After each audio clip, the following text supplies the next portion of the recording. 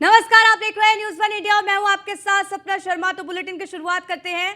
आपको बता दें, सीएम धामी पहुंचे चंपावत के सर्किट हाउस। ओडिशा रेल हादसे पर सीएम धामी ने दुख जताया है। सीएम धामी ने घायलों के शीघ्र स्वास्थ्य लाभ की कामना भी की है और इसके साथ ही आपको बता दें, सीएम धामी ने हादसे में लोगों के हताहत होने पर दुख भी व्यक्त किया है। तो आपको बता दें, ओडिशा हादसे के बाद सीएम धामी ने सांस्कृतिक कार्यक्रम और रोड शो भी अपने रद्द कर दिए हैं। वे बड़ी जानकारी आप तक पहुंचा रहे हैं। आपको बता दें कि ओडिशा में जो हादसा हुआ उसको देखते हुए सीएम पुष्कर सिंह धामी ने अपने रोड शो कार्यक्रमों को रद्द कर दिया है। वहीं इसके साथ ही उन्होंने शोक भी व्यक्त किया है। तो बड़ी जानकारी इस वक्त की आप तक पहुंचा रहे हैं। आपको बता दें कि आज सीएम पुष्कर सिंह धामी के कई सांस्कृतिक कार्यक्रम थे, रोड शो थे, जिसको अब निरस्त कर दिया गया है। ओडिशा में जो ट्रेन हादसा हुआ जिसमें 3 ट्रेनें आपस में भिड़ गई, उसके बाद 200 से ज्यादा लोगों की मौत हो गई है। कई लोग गंभीर रूप से घायल हैं, जिनका इलाज अस्पताल में चल रहा है। और उसी को देखते हुए सीएम पुष्कर सिंह धामी ने यह निर्णय लिया है कि आज जो भी कार्यक्रम प्रस्तावित थे सीएम पुष्कर सिंह धामी के, उन सभी को निरस्त कर दिया गया है। तो ओडिशा हादसे के बाद यह अहम फैसला, और ये ट्वीट भी हम आपको दिखा रहे हैं। ट्वीट कर यहां पर जानकारी सीएम पुष्कर सिंह धामी ने दी कि आज जो भी कार्यक्रम थे वो निरस्त कर दिए गए हैं। इसके साथ ही दुख भी व्यक्त यहां पर सीएम पुष्कर सिंह धामी ने किया है। ओडिशा के जो हादसा यहां पर हुआ है उसको देखते हुए ट्वीट किया, शोक व्यक्त किया और ये जानकारी भी दी गई कि ओडिशा हादसे के बाद जो भी सीएम धामी के सांस्कृतिक कार्यक्रम थे, रोड शो थे, उन सभी को निरस्त कर दिया गया है। तो यहां आपको बता दें कि ओडिशा में एक भीषण हादसा, यहां पर जो 3 ट्रेनें थी वो भिड़ गई, भिड़ंत हो गई, जोरदार टक्कर हो गई, जिसके बाद 200 से ज्यादा लोगों की मौत हो गई और कई लोग घायल हैं, जिनका उपचार अस्पताल में चल रहा है। अब उसी को देखते हुए यहां पर जो तमाम नेता हैं वो अपनी शोक संवेदना व्यक्त करते नजर आ रहे हैं। और इसी बीच सीएम पुष्कर सिंह धामी ने भी ट्वीट कर दुख जताया ओडिशा रेल हादसे पर। और इस दौरान सीएम पुष्कर सिंह धामी के जो कार्यक्रम थे उसको भी निरस्त आज कर दिया गया है। हालांकि घायलों के शीघ्र स्वस्थ होने की उन्होंने कामना भी की है। और जो भी सांस्कृतिक कार्यक्रम और रोड शो आज निर्धारित किए गए थे सीएम पुष्कर सिंह धामी के, उन सभी को निरस्त कर दिया गया। चंपावत के सर्किट हाउस सीएम धामी पहुंचे। ओडिशा रेल हादसे पर उन्होंने दुख व्यक्त किया है। ट्वीट भी हमने आपको दिखाया और जितने लोग घायल हुए हैं उनके जल्द स्वस्थ होने की उन्होंने कामना भी की है। ओडिशा हादसे के बाद सीएम धामी ने सांस्कृतिक कार्यक्रम और रोड शो भी अपने निरस्त कर दिए हैं। तो बड़ी जानकारी आप तक पहुंचा रहे हैं। आपको बता दें कि पहले से ही सीएम पुष्कर सिंह धामी के कार्यक्रम को लेकर तमाम तरीके की तैयारियां की जा रही थी, लेकिन अब उन सभी कार्यक्रमों को निरस्त कर दिया गया है। वहीं सीएम धामी ने अपनी विधानसभा चंपावत में करोड़ों रुपए के लोकार्पण शिलान्यास कर पिछड़े श्रेणी में आने वाले चंपावत को अग्रणी बनाने की दिशा में बड़ा फैसला लेते हुए कई योजनाओं का लोकार्पण और शुभारंभ किया है। मुख्यमंत्री पुष्कर सिंह धामी ने चंपावत स्थित मैदान पर करोड़ों रुपए की योजनाओं का लोकार्पण और शिलान्यास किया है। और इस दौरान सीएम धामी ने रेल हादसे को देखते हुए अपना रोड शो समेत रंगारंग कार्यक्रम तत्काल प्रभाव से निरस्त कर दिए हैं। तो आपको बता दें कि आज जो भी कार्यक्रम सीएम पुष्कर सिंह धामी थे उन सभी को निरस्त कर दिया गया। चंपावत दौरे पर सीएम पुष्कर सिंह धामी पहुंचे, वहां उनका स्वागत किया गया और इस दौरान सीएम पुष्कर सिंह धामी ने बड़ी सौगात यहां पर दी। विकास की योजनाओं का उन्होंने लोकार्पण और शिलान्यास किया। और जैसे ही चंपावत पहुंचे सीएम पुष्कर सिंह धामी, उनका भव्य इस दौरान स्वागत हुआ। अपने 1 वर्ष का कार्यकाल चंपावत में बतौर विधायक पूर्ण करने के बाद आज मुख्यमंत्री 1 वर्ष पूर्ण होने पर चंपावत पहुंचे हैं और चंपावत के इस मैदान पर करोड़ों रुपए की योजनाओं का लोकार्पण व शिलान्यास कर रहे हैं। मुख्यमंत्री पुष्कर सिंह धामी जो शिलापट लगाए गए हैं उसको खोलकर अनावरण कर रहे हैं। लोक निर्माण विभाग, शहरी विकास विभाग, ग्राम्य निर्माण विकास विभाग, लोक निर्माण विभाग अन्य कई विभागों के शिलान्यासों को, शिलापटों का मुख्यमंत्री अनावरण कर रहे हैं। मुख्यमंत्री पुष्कर सिंह धामी के साथ ही जिले के बड़े नेता हैं और एक बड़ी जनसभा का आयोजन हो रहा है। मुख्यमंत्री से बातचीत करेंगे। सर, आज बड़ा तोहफा आपने चंपावत को दिया। आज का दिन ये बहुत बड़ा दिन है। आज ही के दिन चंपावत के लोगों ने एक ऐतिहासिक जीत, ऐतिहासिक समर्थन चंपावत और उत्तराखंड के विकास के लिए कदम बढ़ाए थे और उसी का प्रतिफल है कि आज हम लोग लगातार चंपावत को आदर्श चंपावत बनाने के लिए, उत्तराखंड को आदर्श उत्तराखंड और हिंदुस्तान का श्रेष्ठ राज्य उत्तराखंड बने, उसके लिए लगातार सब योजनाएं हो रही हैं। सर, रेल हादसे को देखते हुए आज आपने एक बड़ा रोड शो रखा था। हम देख रहे हैं बहुत दूर दूर से लोग आए हैं, बहुत बड़ी विशाल जनसभा होने को है। हालांकि आपने रोड शो भी अपना रोका, कुछ लोगों से मुलाकात भी रोकी। एक दुखद घटना कल रात हुई है, आपने शोक संदेश भी व्यक्त किया। देखिए, बहुत दुखद घटना घटित हुई है जो उड़ीसा का रेल हादसा हुआ है। ये पूरे देश भर के लोगों को स्तब्ध करने वाला है और आदरणीय प्रधानमंत्री जी भी वहाँ शोक संपन्न लोगों के बीच में जा रहे हैं। तो हम लोग भी, सब लोग दुखी हैं, उत्तराखंड वासी भी दुखी हैं, क्योंकि ये कार्यक्रम पहले से निर्धारित था काफ़ी दिनों से, क्योंकि उसमें रोड शो भी रखा हुआ था और कल्चरल प्रोग्राम भी लगे थे। क्योंकि ऐसे दुख के माहौल में, गमगीन माहौल में हम लोगों ने सोचा कि चूँकि सभी लोग दुखी हैं तो एक सादा कार्यक्रम जो लोकार्पण शिलान्यास का है उसी को करेंगे, बाकी सारे कार्यक्रम निरस्त कर दिए हैं। Sir, Uttarakhand @25 as a CM आपने प्लान तैयार किया है। चंपावत विधायक के तौर पर @25 का क्या प्लान है? इस पिछड़े को अग्रणी कैसे बनाना है? जिस अंतिम गांव को आपने प्रथम गांव कहा, उसी बात को प्रधानमंत्री जी ने स्वीकार भी किया। देखिए, चंपावत हमारा बहुत ही सीमांत क्षेत्र है और चंपावत में काम करने की बहुत आवश्यकता है और मैं समझता हूँ यहाँ के देवी देवताओं के इतने सारे स्थान, देवी स्थान है, वनों से आच्छादित है, ये महाकाली नदी से आच्छादित है, ये यहाँ पर पर्वतों से आच्छादित है। अपने आप में एक ऐसा स्थान है जहाँ विकास की अपार संभावनाएं हैं और आने वाले समय में एक जो थीम हम लोगों ने शुरू की है, आदर्श चंपावत से आदर्श उत्तराखंड, तो आदर्श चंपावत को लेकर भारत सरकार के भी, राज्य सरकार के भी सभी विभाग, सभी वैज्ञानिक, सभी शोधकर्ता सभी काम कर रहे हैं और उन सब के परिणामों से सब लोग मिलकर जो मंथन करेंगे उसी से आदर्श चंपावत का रास्ता होता हुआ आदर्श उत्तराखंड की ओर जाएगा। तो आप थे मुख्यमंत्री पुष्कर सिंह धामी, जिन्होंने कहा आदर्श चंपावत से आदर्श उत्तराखंड की नींव पड़ेगी। भले ही ये पिछड़ा क्षेत्र हो चंपावत, परंतु राज्य सरकार और केंद्र सरकार के प्रयासों से इसे नंबर 1 बनाने के लिए, इसे अग्रणी बनाने के प्रयास जारी हैं। कैमरा सहयोगी अंजीत के साथ सुदीप जैन, न्यूज़। इसी बीच आपको चंपावत ले चलते हैं। सीएम पुष्कर सिंह धामी क्या कुछ कह रहे हैं, सुनवाते हैं। के द्वारा मुझ पर जताए गए विश्वास व प्रेम के बल पर ही मैं आज एक विधायक होने के साथ साथ, आप सबका प्रतिनिधि होने के साथ साथ उत्तराखंड के मुख्य सेवक के रूप में भी प्रदेश की सेवा कर पा रहा हूं। चंपावत की देवतुल्य जनता ने मुझे जिस प्रकार एक पुत्र, एक भाई के रूप में अपना स्नेह दिया, उसके लिए मैं आप सभी का, मैं हमेशा हमेशा आप सबका ऋणी रहूंगा।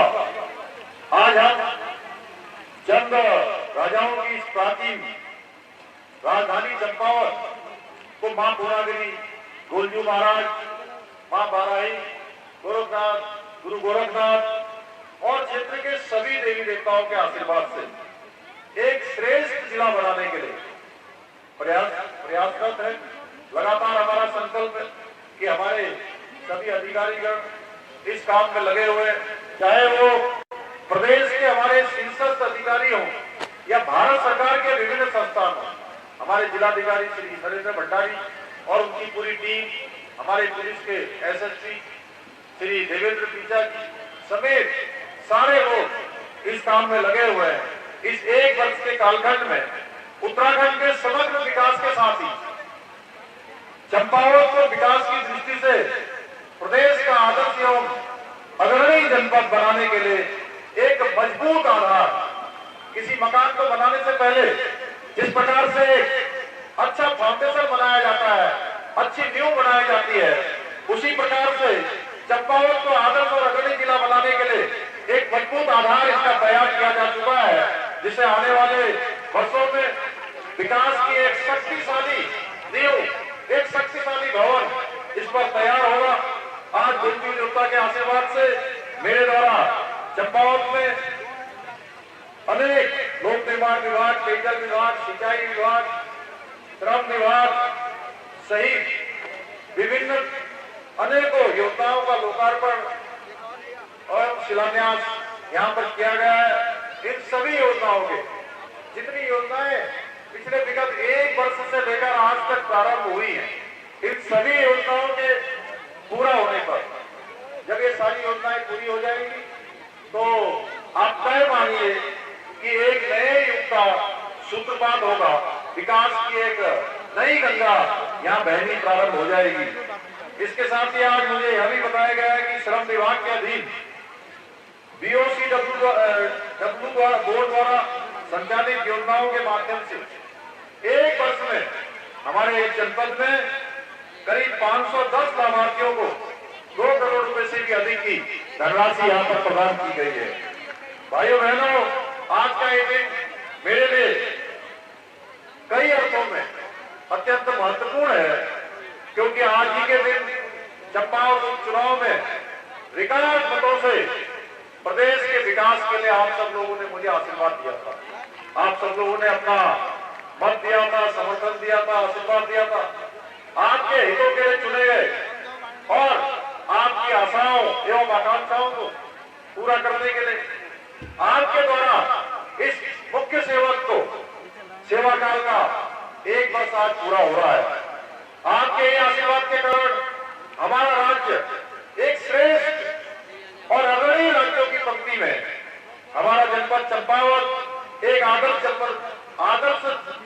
चंपावत बनने की राह में अग्रसर है। लगातार इस दिशा में काम हो रहा है। भाइयों बहनों, पिछला विधानसभा का चुनाव कई अर्थों में ऐतिहासिक था, क्योंकि उत्तराखंड की राजनीति का ये पहला अवसर था जब मुझे पूछते थे लोग कि वहां पर किस प्रकार का चुनाव हो रहा है, तो मैंने कहा कि सारे दलों से ऊपर, सारी पार्टियों से ऊपर उठकर ये चुनाव जनता जनार्दन का चुनाव हो रहा है। और उत्तराखंड का जो चुनाव था, जो पिछला चुनाव उत्तराखंड का था, वह भी एक ऐतिहासिक चुनाव था। ये उत्तराखंड बनने के बाद उत्तराखंड के इतिहास में पहली बार हुआ कि किसी पार्टी को, किसी राजनीतिक दल को उत्तराखंड के देवतुल्य मतदाताओं ने दोबारा सरकार बनाने का मौका दिया, दोबारा सेवा करने का मौका दिया। हमें यह अवसर देने वाली देवभूमि की महान जनता अत्यंत बुद्धिमान, क्योंकि वो भली भांति जानती है कि कौन इस प्रदेश के विकास के रथ को और विकास के पथ को आगे बढ़ा सकता है, कौन वंचितों को अधिकार दे सकता है, कौन जो हमारे समाज के अंतिम छोर पर खड़े हैं कौन उनको आगे ला सकता है, युवाओं के सपनों को कौन साकार कर सकता है, कौन अंत्योदय की परिकल्पना को आकार दे सकता है। एक साल पहले उपचुनाव में मिली जीत ये मेरी नहीं, बल्कि चंपावत और इस प्रदेश की जनता की अपनी जीत थी। आप सबकी जीत थी और आपके द्वारा देखे गए विकास के सपनों की जीत थी, जिसकी आपने आशा की थी, आकांक्षा की थी, अपेक्षा की थी। बीते एक वर्षों में मैं और मेरी सरकार तो केवल और केवल एक माध्यम के रूप में कार्य कर रहे हैं। आज उत्तराखंड के विकास की जो नई कहानी है, उत्तराखंड की जनता स्वयं लिखने के लिए आगे आ रही है।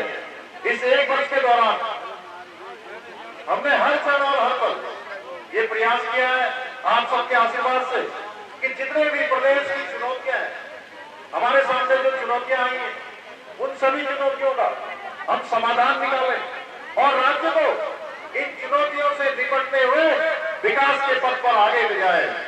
उत्तराखंड को विकसित राज्य बनाने का जो विकल्प रही संकल्प, यानी कि जिसमें कोई विकल्प नहीं है, कोई रास्ता नहीं है इस संकल्प में, ऐसा हमारा विकल्प रही संकल्प है, उसको लेकर हम चल रहे हैं। अनेकों पड़ाव हमने पार किए हैं आप सबके आशीर्वाद से, गुरुजू देवता के आशीर्वाद से, पुरागिरी मैया के आशीर्वाद से, उत्तराखंड के हमारे चारों धामों के आशीर्वाद से हमने कई पड़ाव पार कर लिए हैं और अभी कई पड़ाव पार करने बाकी है। भाइयों बहनों, आप सब जानते हैं हमारे देश के यशस्वी प्रधानमंत्री युग दृष्टा हैं। उनके आशीर्वाद से उत्तराखंड की देवतुल्य जनता के जीवन को सुखमय बनाने के लिए, उनके जीवन की राह आसान करने के लिए जो यज्ञ है, उस यज्ञ को पूर्णता प्रदान करने के लिए मुझे आपके सहयोग की, आपके मार्गदर्शन की आवश्यकता है। और मुझे पूरा विश्वास है कि आज तक आप लोगों ने जिस प्रकार से, मैं देख रहा हूं कि आज चूंकि पहले आज अनेकों कार्यक्रम यहाँ पर रखे गए और बहुत शॉर्ट नोटिस में ये तय हुआ कि 1 वर्ष का जो ये कालखंड है, ये कालखंड की जो वर्षगांठ है वो आप सबके बीच में होना चाहिए।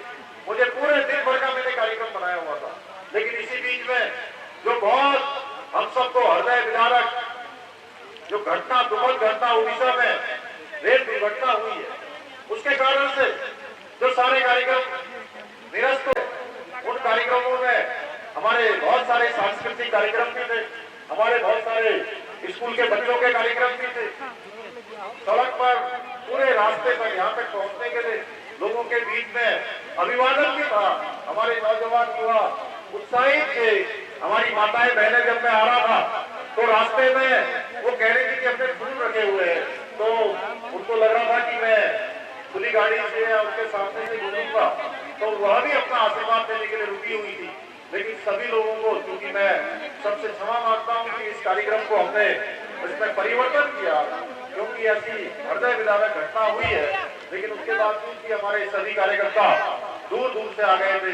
मैं देख रहा हूँ कि अनेकों हमारे सीमांत क्षेत्र, तल्ला देश हो, मंच दामली हो, अनेकों जगहों से जो हमारे कार्यकर्तागण यहाँ तक पहुंचे हैं, उनके अंदर जिस प्रकार का जोश है और जिस प्रकार का उनके अंदर मैंने उनका प्रेम देखा है, उनका स्नेह देखा है, अपने बड़े बुजुर्गों, माताओं बहनों का, हमारे बड़े बुजुर्गों का, जिस प्रकार से मैं आप सबके बीच में आया, आपने जिस प्रकार से मुझे अपना आशीर्वाद दिया है, मैं अभिभूत हूँ। और मुझे पूरा विश्वास है कि आप लोगों ने जिस प्रकार सहयोग मुझे और मेरी सरकार को दिया है, चंपावत में एक उत्साह देने का काम, एक ऊर्जा देने का काम, एक उमंग देने का काम किया है, वो भविष्य में भी आप सबका आशीर्वाद, आप सबका सहयोग इसी प्रकार से बना रहेगा। राज्य की 25वीं वर्षगांठ तक चंपावत जिला शिक्षा, स्वास्थ्य, बागवानी, कृषि, पर्यटन जैसे विभिन्न क्षेत्रों में आगे बढ़े, इसके लिए हम पूरे मनोयोग के साथ काम कर रहे हैं। सभी विभाग इसके लिए योजनाएं बना रहे हैं। चंपावत के प्रत्येक गांव में सड़क, स्वास्थ्य, शिक्षा एवं संचार जैसी मूलभूत सुविधाएं पहुंचे, इसके लिए भौगोलिक आधार पर विभिन्न प्रकार की जो योजनाएं हैं, उन योजनाओं को धरातल पर लाने का प्रयास किया जा रहा है। चंपावत के समग्र विकास के लिए, आम जनता की सुख सुविधा के लिए मुख्यमंत्री कार्यालय की स्थापना की गई है, जिससे आप लोगों की समस्याओं का त्वरित रूप से समाधान निकाला जा सके।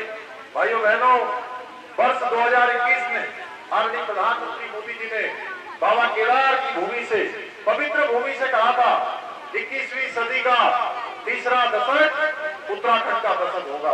उन्होंने कहा कि मेरे शब्द लिखकर रख लीजिए कि आने वाला समय उत्तराखंड का है, और आदरणीय प्रधानमंत्री जी द्वारा हम पर दिखाए गए इस विश्वास को हम अवश्य ही साकार करेंगे, ऐसा मुझे पूरा विश्वास है। इसके लिए मैं और मेरी सरकार निरंतरता से पूर्ण मनोयोग के साथ कार्य कर रही है। अंत्योदय परिवारों को हमने इस चुनाव से पहले एक संकल्प लिया था। हर बार किसी में चुनाव होता है तो चुनाव में घोषणा पत्र जारी होते हैं, लेकिन मैं आप सबको बताना चाहता हूँ, हमने इस बार घोषणा पत्र जारी नहीं किया, हमने संकल्प पत्र जारी किया। यानी कि संकल्प जिसमें कोई विकल्प नहीं है, वो संकल्प पूरा होना है। हमने कहा था कि हम इस आम चुनाव के बाद, नई सरकार के गठन के बाद, जो हमारे अंत्योदय के परिवार हैं, जो गरीबी में जीवन यापन करने वाले परिवार हैं, उन सभी परिवारों को 1 साल के अंदर 3 गैस के सिलेंडर रिफिल करके भर के देंगे। हमारा राज्य पहला राज्य है पूरे देश के अंदर जहां निःशुल्क, बिना किसी शुल्क के 1,81,000 परिवारों को निःशुल्क रूप से गैस के सिलेंडर दिए जा रहे हैं। इसी प्रकार से मैं किसी कार्यक्रम में जाता हूँ तो माताओं बहनों का जिस प्रकार का प्रेम आशीर्वाद और उनका समर्थन रहता है, हमने तय किया कि हमारी माताएं बहनें आगे आनी चाहिए। इसलिए माताओं बहनों के उन्नयन के लिए, उनके विकास के लिए हमने 30% का क्षैतिज आरक्षण उत्तराखंड की सरकारी नौकरियों में इसका प्रावधान किया है। इसके साथ साथ पूरे देश के अंदर मांग उठी थी कि समान नागरिक संहिता देश के अंदर लागू होनी चाहिए। भाइयों बहनों, उस काम की शुरुआत हमने उत्तराखंड से कर दी है। हमने यहाँ कमेटी का गठन कर दिया है। अब कोई किसी धर्म का होगा, किसी पंथ का होगा, किसी समुदाय का होगा, सबके लिए उत्तराखंड के अंदर आने वाले समय में एक समान कानून लागू होगा। समान नागरिक संहिता लागू करने वाला राज्य हमारा उत्तराखंड राज्य होगा। इसी प्रकार से बहुत सारी जगह पर धर्मांतरण लगातार मतांतरण किया जा रहा था। होने वाले लोगों को बहलाकर फुसलाकर हमने धर्मांतरण का पूरे हिंदुस्तान का सबसे सख्त कानून उत्तराखंड के अंदर बनाया है। 10 साल की सजा तक का भी प्रावधान किया है। इसके अलावा आपने देखा होगा 450 से भी ज्यादा ऐसे धार्मिक स्थल बनाकर केवल प्रतीकों के रूप में जंगलों में सरकारी भूमि पर खड़े कर दिए गए थे। ये लैंड जिहाद हमने कहा देवभूमि में बिल्कुल नहीं चलने वाला है।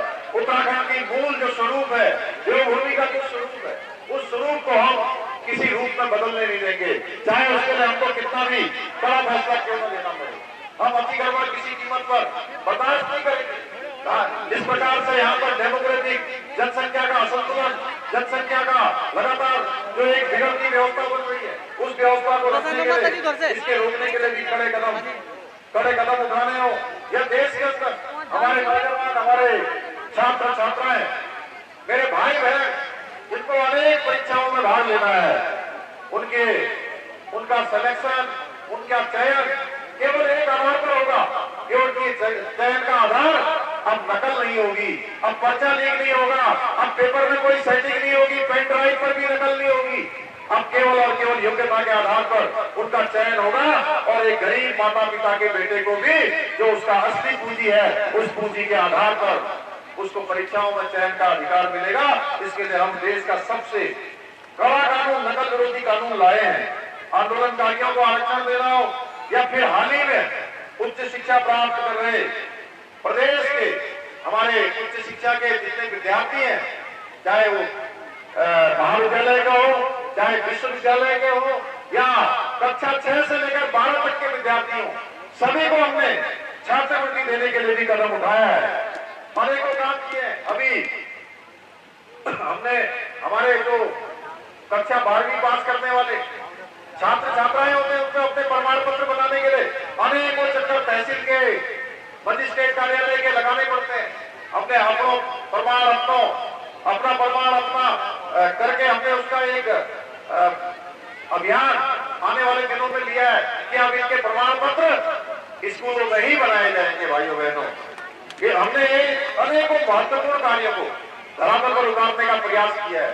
अगर मैं उसके बारे में बोलूंगा तो बहुत लंबा हो जाएगा और आप सब लोग काफी देर से यहाँ बैठे हुए हैं, मैं बहुत विस्तार से जाना नहीं चाहता। यहाँ पर दो विकास पुस्तिकाओं का भी आज विमोचन हुआ है, उसमें विस्तार से चंपावत की सभी योजनाएं जिनको प्रारंभ किया गया है या जिनकी आधारशिला रखी गई है, उनका विस्तार से वर्णन है।